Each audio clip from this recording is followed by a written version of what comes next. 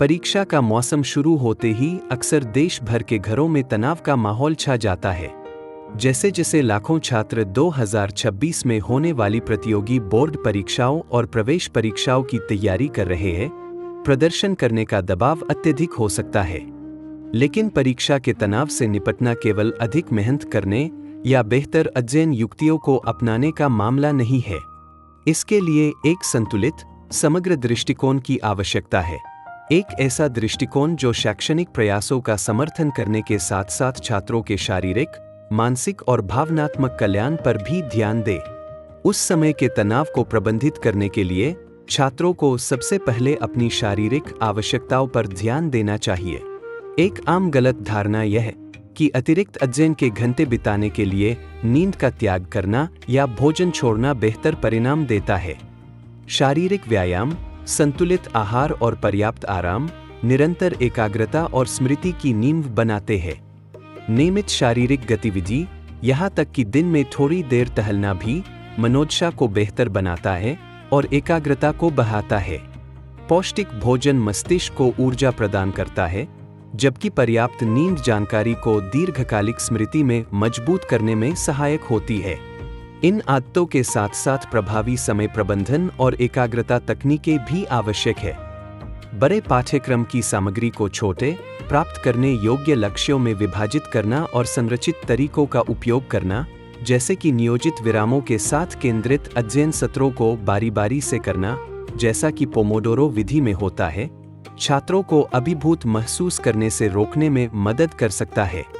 शांत वातावरण बनाए रखना, जिससे छात्र घबराहट से घिरे मन के बजाय स्पष्ट और स्थिर मन से अपने कार्यों को पूरा कर सके। व्यक्तिगत तौर तरीकों के अलावा शैक्षणिक वातावरण स्वयं छात्रों के परीक्षा के दबाव के अनुभव को आकार देने में निर्णायक भूमिका निभाता है।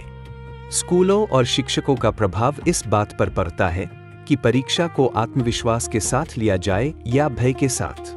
जिन कक्षाओं में गलतियों की गुंजाइश होती है और रटने के बजाय वैचारिक समझ पर जोर दिया जाता है, उनमें चिंता कम होती है और गहन अधिगम को बढ़ावा मिलता है।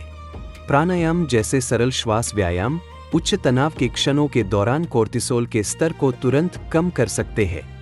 मांसपेशियों को कसने और शिथिल करने का तरीका सीखना, जिसे प्रगतिशील मांसपेशी शिथिलता के रूप में जाना जाता है, चिंता के शारीरिक लक्षणों को दूर करने में मदद करता है। जब शिक्षक संतुलन और परिप्रेक्ष्य का संचार करते हैं, यह पुष्टि करते हुए कि परीक्षाएं महत्वपूर्ण है लेकिन सब कुछ परिभाषित नहीं करती, तो वे शैक्षणिक प्रयासों को एक स्वस्थ ढांचे के भीतर रखने में मदद करते हैं। घर पर सुदृढ़ किए जाने पर यह व्यापक सहायता प्रणाली और भी अधिक प्रभावी हो सकती है। सफलता और असफलता के प्रति माता-पिता का दृष्टिकोण अक्सर छात्रों पर सबसे अधिक भावनात्मक प्रभाव डालता है। जब माता-पिता केवल अंकों पर ध्यान केंद्रित करने के बजाय समग्र कल्याण पर ध्यान देते हैं, तो वे सुरक्षा और दृढ़ता की भावना पैदा करते हैं।